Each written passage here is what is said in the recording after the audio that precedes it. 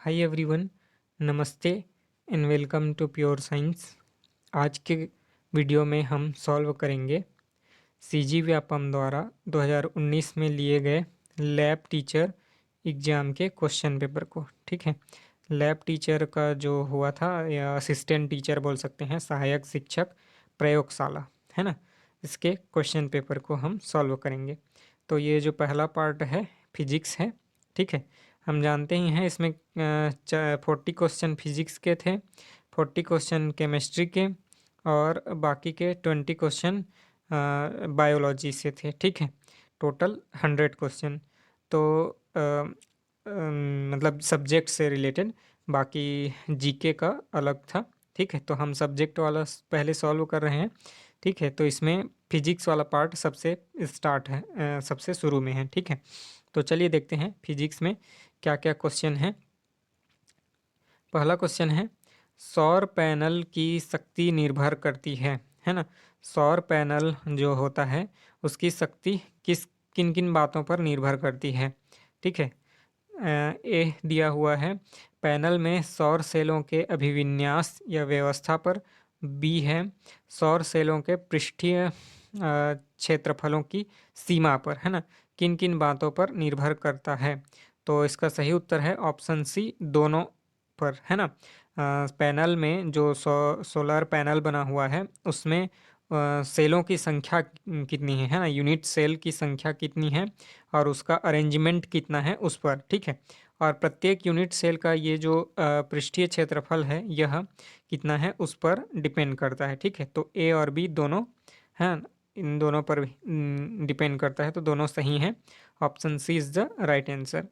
Next question देख लेते हैं। क्वेश्चन नंबर 2, एक समान त्वरण के अंतर्गत एक वस्तु गति के चौथे सेकंड में 31 मीटर तथा छठवें सेकंड में 43, है ना, 43 मीटर की दूरी तय करता है। तो इस वस्तु का प्रारंभिक वेग कितना होगा। ठीक है, तो देखिए, हम जानते ही हैं किसी समय चली गई दूरी, है ना, किसी समय टी पर चली गई दूरी को हम इससे डिनोट करते हैं, S is equal to u t plus, है ना, u t plus 1/2 g t square. ठीक है, यहाँ पर एस क्या है, चली गई दूरी, यू क्या है, प्रारंभिक वेग, टी क्या है, टाइम, जी क्या है, तो ग्रेविटेशनल एक्सेलरेशन। ठीक है, तो इन बातों पर निर्भर करता है। ठीक है, तो चलिए देखते हैं। इसमें हम सॉल्व करेंगे चौथे सेकंड के लिए और छठवें सेकंड के लिए। तो चौथे सेकंड में चली गई दूरी कितना है, 31, तो यहाँ पर 31 है और t इज इक्वल टू हो जाएगा 4, क्योंकि चौथे सेकंड में, है ना। हमको मालूम नहीं है u का वैल्यू यानी प्रारंभिक वेग का, तो उसको u ही रखेंगे। तो 4u प्लस 1/2 a और t 4 है ना, 4 सेकंड, तो 4 स्क्वायर, है ना। तो ये हो जाएगा आपका 31 is equal to 4u plus, है ना, 4×4 = 16 और 2 से डिवाइड करेंगे तो 8a, इतना आ जाएगा। ठीक है, और दूसरा दिया हुआ है छठवें सेकंड में 43 मीटर की दूरी तय करता है, तो यहाँ 43 हो गया और 6u हो गया, t की जगह 6 रखेंगे और 18, है ना, सॉरी टी का स्क्वायर करना है और फिर ए, है ना। तो टी का स्क्वायर करेंगे तो कितना हो जाएगा, 6×6 = 36 और 2 से डिवाइड कर देंगे, कितना आ जाएगा 18। तो यहाँ पर हो जाएगा 43 is equal to 6u plus, है ना, 18a। ठीक है, 18a, ये हो गया टोटल।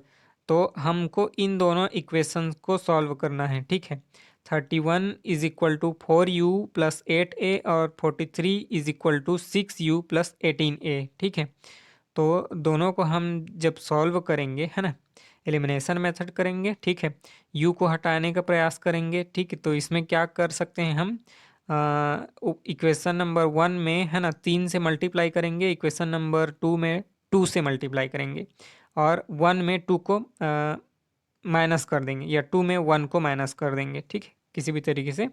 तो हमको ये u वाला पार्ट कैंसिल आउट हो जाएगा, सिर्फ ए और इधर जो नंबर है इसके टर्म में बचेगा। ठीक है, सबको सॉल्व करेंगे। ठीक है, तो उसका आंसर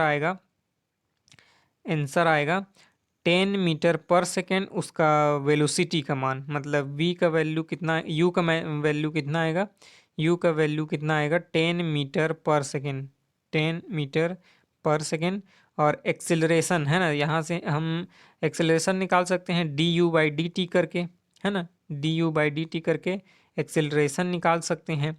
तो इसको हम सॉल्व करेंगे तो इसका एक्सेलरेशन का वैल्यू आएगा 6 मीटर पर सेकेंड स्क्वायर, 6 मीटर पर सेकेंड स्क्वायर। ठीक है, तो ये हो जाएगा ऑप्शन सी, है ना, सही उत्तर। अगला प्रश्न देखते हैं, क्वेश्चन नंबर 3। एक गेंद को 10 मीटर की ऊंचाई से गिराया जाता है ना, हाइट है 10 मीटर, ठीक है, वहां से गिराया जाता है और यह गेंद जो है रेत में 1 मीटर तक धंस जाती है। ठीक है, जैसे यहाँ से मान लेते हैं गिराते हैं हम, ये 10 मीटर की ऊंचाई है, यहाँ से हम गेंद को गिराते हैं तो ये 1 मीटर ऐसे नीचे चला जाता है। मान लेते हैं ये जो दूरी है 1 मीटर है और यहाँ का डिस्टेंस है 10 मीटर, तो 10 मीटर की ऊंचाई से गिराते हैं तो यहाँ 1 मीटर अंदर घुस जाता है। ठीक है, तब इनमें से क्या क्या हो सकता है ना, केवल संवेग संरक्षित रहेगा, केवल गतिज ऊर्जा संरक्षित रहेगी, या दोनों संवेग और गतिज ऊर्जा दोनों संरक्षित रहेंगे, या गतिज ऊर्जा और संवेग दोनों संरक्षित नहीं रहेंगे, है ना। इनमें से क्या क्या संभव है, तो देखिए संवेग और गतिज ऊर्जा के बारे में बात हो रही है तो हम देख लेते हैं संवेग, है ना, m1v1 = m2v2, है ना, और गतिज ऊर्जा 1/2 mv1 square, m1v1 = 1/2 m2v2 square. ठीक है, तो देखिए m मतलब मास तो सेम है ना, तो m के जगह m1 m2 की जगह हम m ही रख सकते हैं।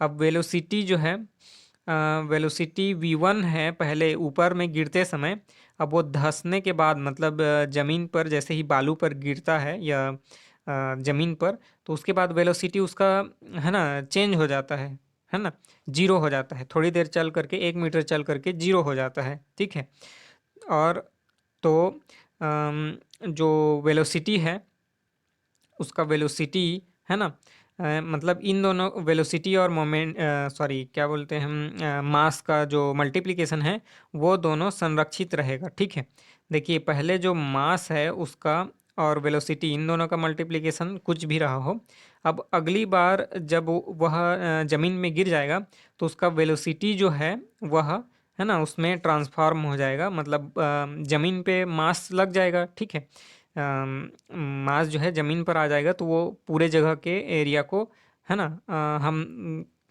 काउंट करेंगे तो मोमेंटम, है ना, निकालेंगे।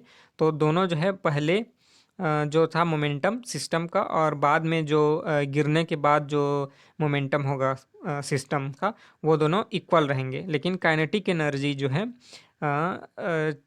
चेंज हो जाएगी। ठीक है, मतलब वह कंजर्व नहीं रहेगी काइनेटिक एनर्जी, है ना, 1/2 mv1 स्क्वायर। अब v का वैल्यू तो जीरो हो जाएगा, है ना, जमीन पे गिरने के बाद 1 मीटर चलने के बाद जो है उसका वैल्यू जीरो हो जाता है, तो काइनेटिक एनर्जी जो है कंजर्व नहीं रहेगी।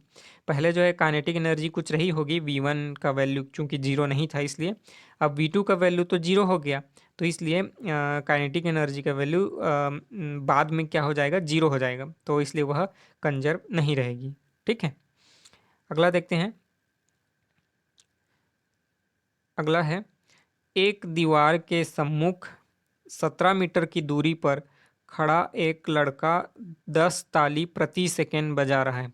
10 ताली प्रति सेकंड मतलब 1 सेकंड में 10 ताली, 10 ताली 1 सेकंड में, तो एक ताली बजाने में लगा समय 1/10 सेकंड, है ना, एक ताली बजाने में लगा समय कितना हो जाएगा, 1/10 सेकंड। अब वह नोटिस करता है कि उसकी ताली बजाने की आवाज़ तथा प्रतिध्वनि, है ना, एक साथ बजती है। अब ताली बजाना बंद करने पर केवल एक बार ही प्रतिध्वनि सुनाई देती है ना, तो ध्वनि की चाल क्या है। देखिए यहाँ पर दीवार है और यहाँ पर 10 मीटर की दूरी पर एक लड़का खड़ा हुआ है, ठीक है। अब ये ताली बजाता है तो यहाँ से ऐसे वेव चलता है, इसमें से टकराता है, फिर ये वेव वापस आता है, ठीक है। तो जो ताली बजाने का रेट है, दर है, वह 10 ताली प्रति सेकंड है। 1 सेकंड में 10 ताली, तो एक ताली को बजाने में लगा समय बराबर 1/10 सेकंड। ये हो गया आपका टाइम पीरियड टी, है ना। अब जो है चली गई दूरी कितनी है, तो डी बराबर है 17 मीटर, सॉरी 17 मीटर है। दीवार और लड़के के बीच की दूरी 17 मीटर। तो जाना और आना टोटल दोनों दूरी को काउंट करेंगे तो ये जाना, है ना, और फिर वहाँ से वापस आता है तो ये दोनों काउंट होगा। तो 17 दूने 34 मीटर हो गया, है ना। टोटल डिस्टेंस कितना हो गया, 34 मीटर टोटल डिस्टेंस, ठीक है। और ध्वनि का वेग ज्ञात करना है हमको, ठीक है। तो कुल चली गई दूरी बराबर हो गया डी, और वेलोसिटी मान लेते हैं ध्वनि का है वी, और लगा हुआ टाइम पीरियड वही हमने अभी जो निकाला टी है। तो डी का वैल्यू हमने निकाला 34, ठीक है। कुल चली गई दूरी कितनी है, 34। वेलोसिटी हमको पता नहीं, टी का वैल्यू है 1/10, ठीक है। टी का वैल्यू कितना है, 1/10, ठीक है। तो अब इसको हम सॉल्व करें तो v is equal to 34 × 10 is equal to कितना हो जाएगा, 340 मीटर पर सेकेंड। 340 मीटर पर सेकेंड जो है ध्वनि का वेग है, कितना है, 340 मीटर प्रति सेकेंड, ठीक है। ठीक, तो ऑप्शन बी सही उत्तर है। अगला देखते हैं, अगला प्रश्न है, एक कण एक वृत्तीय मार्ग पर एक समान चाल से गति कर रहा है। एक कण जो है इस प्रकार वृत्तीय मार्ग पर, है ना, वृत्तीय मार्ग पर, है ना, यह सेंटर मान लेते हैं, ये कोई कण है ए, है ना, इस प्रकार से गति कर रहा है। यदि इस कण की वृत्त पर किसी बिंदु के परितः कोणीय चाल ω1 तथा वृत्त के केंद्र के परितः कोणीय चाल ω2 है, तब, है ना, दोनों में रिलेशन क्या है बताना है। मान लेते हैं यह एक दूसरा बिंदु है, तो इस बिंदु P के अराउंड ऐसा जो है इसका जो है ए का कोणीय चाल, है ना, कितना है, ω1, है ना, और सेंटर के परितः, है ना, वृत्त के केंद्र के परितः जो कोणीय चाल है ω2। तो दोनों में क्या रिलेशन है यह बताना है, ठीक है। तो देखिए, इसको सरल करने के लिए हम ऐसा बना लेते हैं, ये हो गया एक ठो वृत्त, है ना, ये मान लेते हैं सेंटर, और यहाँ पर है बिंदु ए, ठीक है। यहाँ पर बिंदु पी है और इसके परितः कोणीय चाल है ω1। इसको यहाँ से मिला दिए, ठीक है, और इस पॉइंट को मान लिए बी, ठीक है। इन दोनों को मिलाए तो ये हो गया θ1, है ना, दोनों बराबर होंगे। ये θ1 और ये θ1 दोनों बराबर होंगे, और यहाँ पर जो वैल्यू आएगा यहाँ बाहर का, है ना, तो ये होगा 2θ, है ना, 2θ। यहाँ पर ये θ1 नहीं मानेंगे, थीटा ही देख लेते हैं। तो ये थीटा और ये थीटा और ये हो जाएगा बाहर का जो कोण, है ना, इन दोनों के एडिशन के बराबर होता है। तो ये 1 और ये 2, इन दोनों का एडिशन हो गया 2θ, ठीक है। और ये 180 - 2θ यहाँ पर, है ना, 180 - 2θ यहाँ का एंगल बनेगा, ठीक है। और ये हो गया थीटा, ये भी उसी के इक्वल होगा, और ये जो बाहर का बाह्य कोण रहता है वह दोनों के एडिशन के बराबर होता है, तो ये 2θ हो गया, ठीक है। तो मान लेते हैं हम कि इस बिंदु P के परितः ए का ऐसा कोणीय चाल जो है, कोणीय चाल ω1 है। तो इसको हम कैसे लिखेंगे, dθ/dt, है ना, dθ/dt, है ना। ये इस एंगल में परिवर्तन के दर के बराबर होगा, है ना। यहाँ पर जो एंगल बना है θ1 इसके में परिवर्तन के बराबर होगा, तो इसलिए ω1 इज इक्वल टू dθ/dt, ठीक है। और सेंटर, यहाँ पर जो सेंटर है C, इसके परितः जो ए का ऐसा चक्कर, है ना, करेगा, तो उसको हम मान लेंगे ω2, है ना। कोणीय वेग क्या है, कोणीय चाल ω2 केंद्र के परितः। तो इसको हम कैसे लिखेंगे, d/dt इंटू 2θ, ये हो जाएगा आपका ω2 is equal to d/dt into 2θ, क्योंकि सेंटर में कितना का कोण बन रहा है, 2θ एंगल का, है ना, 2θ एंगल का कोण बन रहा है इसलिए, है ना। तो यहाँ 2 तो बाहर आ जाएगा, अब ये होगा dθ/dt, ठीक है, dθ/dt, और ये dθ/dt कितना है, ω1, है ना।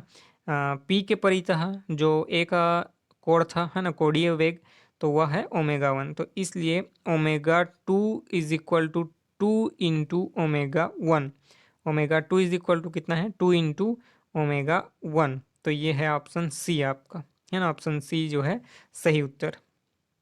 ठीक है, ठीक, अगला प्रश्न देखते हैं। 40 सेंटीमीटर फोकस दूरी का एक उत्तल लेंस 20 सेंटीमीटर फोकस दूरी के एक अवतल लेंस के संपर्क में रखा है, तो इस संयोजन का कुल क्षमता कितना है, डायोप्टर में नापना है, कुल क्षमता कितनी है, यह जो संयोजन है उसका। देखिए बोल रहा है 40 सेंटीमीटर फोकस दूरी का एक उत्तल लेंस, ये उत्तल लेंस हमने बना लिया, 40 सेंटीमीटर इसका फोकल लेंस यहीं पर कहीं है मान लेते हैं। एक उत्तल लेंस, है ना, 25 सेंटीमीटर फोकस दूरी के एक अवतल लेंस के संपर्क में रखा हुआ है। अब यहाँ पर एक अवतल लेंस है इस प्रकार से, और इसका जो है फोकस दूरी है 25 सेंटीमीटर, इस इधर मान लेते हैं, ठीक है, 25 सेंटीमीटर है यहाँ पर, 25 सेंटीमीटर की दूरी पर है, और यहाँ पर है यह 40 सेंटीमीटर की दूरी पर। तो संयोजन का जो है क्षमता ज्ञात करना है डायोप्टर में। तो हम जानते हैं अवतल लेंस का फोकस दूरी नेगेटिव में होता है, क्योंकि वह, है ना, एक्सिस के लेफ्ट हैंड साइड में होता है, जिसको हम चिन्हों की परिपाटी के अनुसार माइनस में लेते हैं। और उत्तल लेंस का फोकस दूरी ये एक्स एक्सिस में इधर राइट साइड होता है, जिसको हम पॉजिटिव में लेते हैं, ठीक है। और कुल फोकस दूरी को ज्ञात करने के लिए फॉर्मूला है हमारे पास ये 1/f is equal to 1/f1 plus 1/f2। तो अभी हमने देखा f1 का वैल्यू है 40, है ना, जो कि पॉजिटिव में है, और अवतल लेंस का फोकस दूरी है 25 जो कि नेगेटिव में है, ठीक है। तो ये हो गया हमारे पास। अब इसको हम सॉल्व करेंगे तो 1/f का वैल्यू मिलता है -15/1000, -15/1000।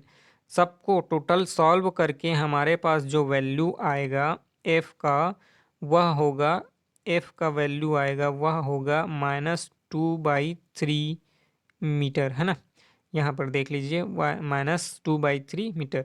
अब हमको पावर याद करना है, क्षमता, है ना, लेंस का, तो वो कितना होता है, P इज इक्वल टू, है ना, 1/f होता है। P is equal to power या क्षमता जो है 1/f होता है, फोकस दूरी का उल्टा, है ना, यानी रेसिप्रोकल, इन्वर्सली प्रोपोर्शन, इन्वर्स होता है, ठीक है।